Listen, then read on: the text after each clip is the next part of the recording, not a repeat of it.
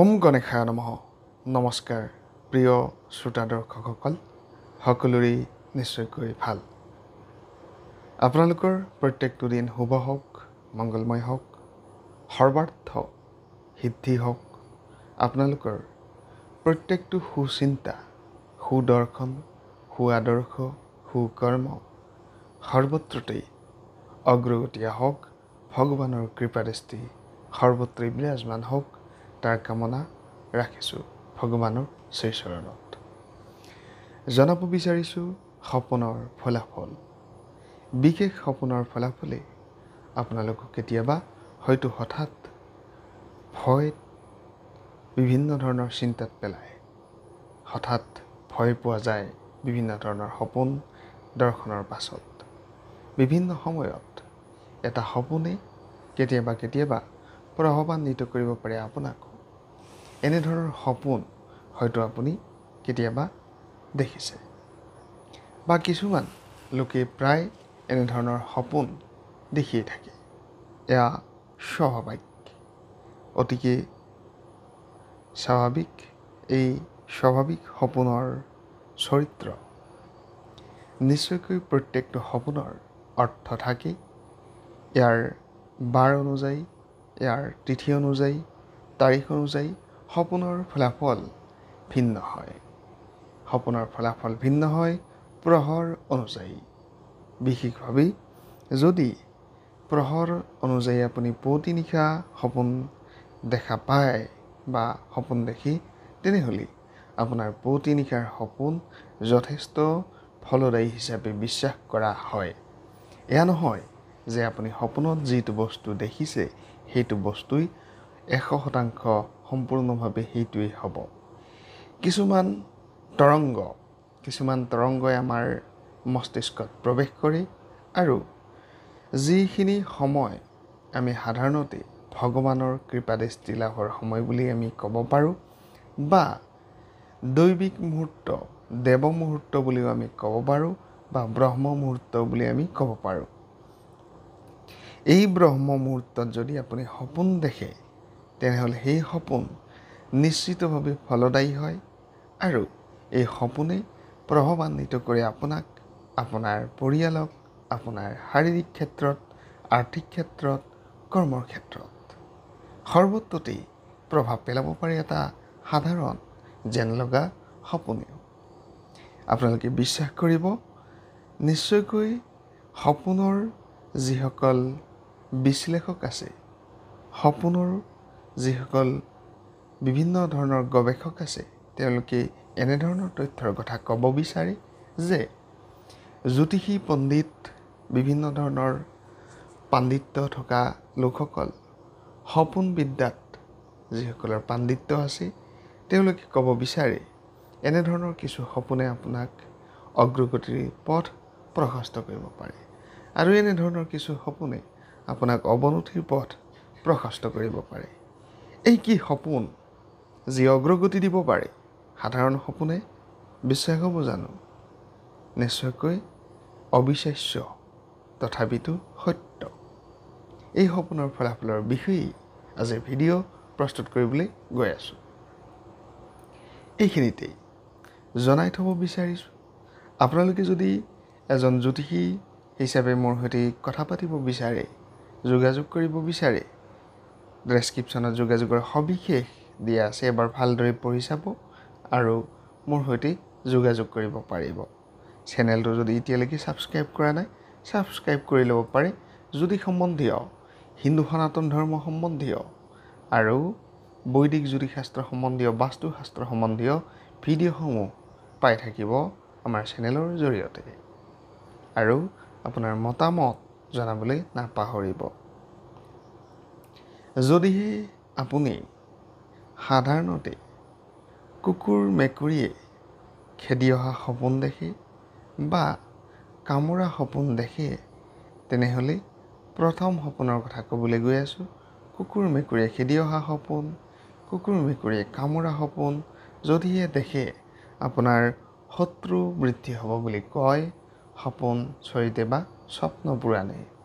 আৰু যদিহে আপুনি সপোনত নাগ মাতাক দেখা পায়, তেনেহ'লে নাগমাতাই যদি এনেধৰণে পেখন ধৰি থাকে, নাগমাতাই যদি ফেনা মেলি থাকে আৰু আপোনাক যদি কিবা ক'ব বিচাৰে, এই নাগমাতা কিন্তু আপোনাৰ সৰ্বত্ৰ সমৃদ্ধি লৈ আহিব এই নাগমাতাৰ সপোনে।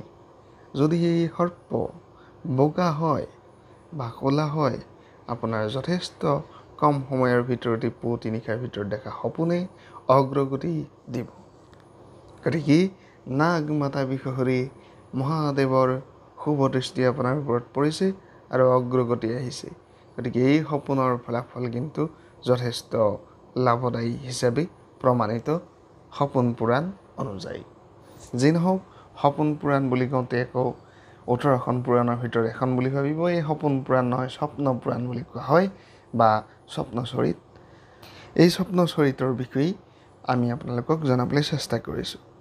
যদিহে কোনো অকুমাৰী কন্যা আপোনাৰ ওচৰত আহে আৰু মিচিকিয়াই হাঁহে, তেনেহ'লে মা কালীৰ শুভ দৃষ্টি পোৱা যায়। যদি পুৱতি নিশাৰ সপোন আপুনি অকুমাৰী নাৰী আপোনাক মিচিকিয়াই হাঁহে বা আপোনাৰ ঘৰত প্ৰৱেশ কৰে বা থাকিবলৈ ঠাই বিচাৰে, মা কালী আপোনাৰ ওপৰত সন্তুষ্ট হৈছে আৰু মা কালী মহামায়া বিষয়ৰে শুভ দৃষ্টি আপোনাৰ ওপৰত। গতিকে মাৰ শুভ দৃষ্টি এই সপোনে আপোনাক দেখুৱাব বিচাৰিছে তৰংগৰ জৰিয়তে। গতিকে এই সপোন সৰ্বাৰ্থ শুভ বুলি কোৱা হয়। যদি হালধীয়া কাপোৰ পিন্ধা কোনো মহিলাক আপোনাৰ ঘৰত প্ৰৱেশ দেখে, তেনেহ'লে মা মহালক্ষ্মীৰ প্ৰৱেশ বুলি ক'ব পাৰি। আৰু বিভিন্ন ধৰণৰ ৰূপৰ অলংকাৰ পৰিহিত, সোণৰ অলংকাৰ পৰিহিত বগা বস্ত্ৰ ধাৰণ কৰি যদি কোনোবা মহিলা সপোনত দৰ্শন হয়, তেনেহ'লে মা সৰস্বতী বিৰাজিত হ'ব আপোনাৰ ঘৰখনত। গতিকে এই সপোনৰ ফলাফল আপোনালোকে নিশ্চয়কৈ চাব পাৰে আৰু আপোনালোকৰ বিভিন্ন ধৰণৰ সপোনৰ ফলাফল মই ক'ব বিচাৰিছোঁ। আমি সাধাৰণতে ভাবোঁ সপোনত বিভিন্ন ধৰণৰ আমাৰ জনবিশ্বাস আছে। কিছু জনবিশ্বাস সত্য, কিছু অসত্য। যদিহে আপুনি সপোনত দাঁত ভাঙি যোৱা বা দাঁত সৰি যোৱাৰ সপোন দেখে, সেয়া অশুভ বুলি সাধাৰণতেই কয়। কিন্তু সেয়া সপোন আপোনাৰ অশুভ কেতিয়াও নহয়। আপোনাৰ অৰ্থনৈতিক উন্নতি, অগ্ৰগতি, সামাজিক পদ প্ৰতিষ্ঠা আৰু উন্নতিৰ দিশে অগ্ৰসৰ হ'ব আপুনি এনেধৰণৰ সপোন যদি দেখিছে। 3 মাহৰ ভিতৰত কোটিপতি হোৱাৰ সম্ভাৱনাও দেখা গৈছে। এনেধৰণৰ সপোনে আপোনাক ছিগনেল দিয়ে মা লক্ষ্মীৰ অগ্ৰগতিৰ বিষয়ে বা মা লক্ষ্মীৰ সংকেত বুলি আপুনি ধৰিব পাৰে। যদিহে দেৱ মন্দিৰত আপুনি পূজা কৰা সপোন দেখা পায়, তেনেহ'লে ভগৱান যিজন দেৱ দেৱীৰ আপুনি উপাসনা কৰিছে, উপাসনা কৰা সপোন দেখিছে, সেই সপোন আপোনাৰ সেইজন দেৱ দেৱীৰ শুভ দৃষ্টি আপোনাৰ ওপৰত আছে বা আপোনাক দৰ্শন কৰাটো বিচাৰে সেই দেৱ দেৱীয়ে। গতিকে সেই দেৱ দেৱীৰ পূজা অৰ্চনা কৰাটো অত্যন্ত শুভ বুলি কোৱা হয়। ব্ৰাহ্মণ যদি সপোনত দেখা যায়, তেনেহ'লে বহু ধন লাভ বুলি কোৱা হৈছে। বহু ধন লাভ, গতিকে বহু ধন লাভ, অৰ্থনৈতিক লাভ আৰু হঠাৎ অৰ্থপ্ৰাপ্তিৰ যুগ হয়। যদি সেই সপোনত ব্ৰাহ্মণ দেৱতাক দেখা পায়, আপোনাৰ কুল পুৰোহিত দেখা পায়, ব্ৰাহ্মণ দেখা পায়, পণ্ডিত দেখা পায়, যদিহে আপুনি সপোনত হাতী দেখা পায়, তেনেহ'লে ৰাজ্য লাভ, উন্নতি লাভ, সিংহাসন লাভ হয়। গতিকে সপোনত দেখা হাতী আপোনাৰ অগ্ৰগতি, সপোনত দেখা হাতী আপোনাৰ অগ্ৰগতিৰ প্ৰতীক মনত ৰাখিব। বাদ্য বজোৱা আৰু বিভিন্ন ধৰণৰ নাচ গান, বিভিন্ন ধৰণৰ বাঁহী সদৃশ বাদ্যযন্ত্ৰ যদি বজোৱা দেখা পায়, তেনেহ'লে অৰ্থনৈতিক অৱনতি হোৱাৰ সম্ভাৱনা থাকে আপোনাৰ জীৱনত। গতিকে এনেধৰণৰ সপোন ব্যাখ্যা কৰিব লাগে, বিভিন্ন নিগেটিভ এনাৰ্জিৰ পৰা দূৰত থাকিব পৰা যায়।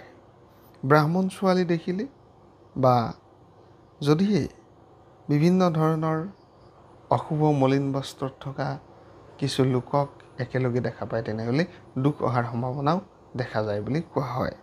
আনফালে যদিহে আপুনি সপোনত শগুন, কাউৰী, ভালুক এনেধৰণৰ সপোনত দেখে, তেনেহ'লে কিন্তু আপোনাৰ কিছু ৰোগ হোৱাৰো সম্ভাৱনা থাকে বুলি কোৱা হয়। তীৰ্থ ভ্ৰমণ যদি আপোনালোকে সপোনত দেখে, তীৰ্থ ভ্ৰমণৰ যোগ হয়। আৰু যোগ বিছা সাপ যদি আপুনি দেখে সপোনত, তেনেহ'লে অগ্ৰগতিৰ যোগ, অৰ্থনৈতিক ক্ষেত্ৰত, কৰ্মৰ ক্ষেত্ৰত লাভালাভ, কৃতিত্ব লাভৰ যোগ দেখা যায়। সুন্দৰী স্ত্ৰী যদি দেখা পায় সপোনত, ধন বৃদ্ধি হয় বুলি কোৱা হয়। সপোনত যদি আপোনাৰ বিভিন্ন ধৰণৰ পাত্ৰ দেখা পায়, তেনেহ'লে খালী পাত্ৰ দেখিলে অগ্ৰগতি বুলি কোৱা হয়। আৰু যদিহে বিশেষভাৱে বিভিন্ন ধৰণৰ গৰুচনা, হালধি মিশ্ৰ চন্দ্ৰন যদি আপুনি দেখা পায়, আপোনাৰ ৰাজ অভিষেক হ'বলৈ গৈ আছে। গতিকে এনেধৰণৰ সপোন আপুনি দেখিলে ভাবিব যে আপোনাৰ ৰাজ অভিষেক হ'ব বা প্ৰতিষ্ঠা লাভৰ যোগ প্ৰশস্ত হৈছে। গতিকে এনেধৰণৰ সপোন প্ৰথম খণ্ড আপোনালোকলৈ আগবঢ়ালোঁ। দ্বিতীয় খণ্ড পৰৱৰ্তী সময়ত আগবঢ়াবলৈ চেষ্টা কৰিম। ধন্যবাদ।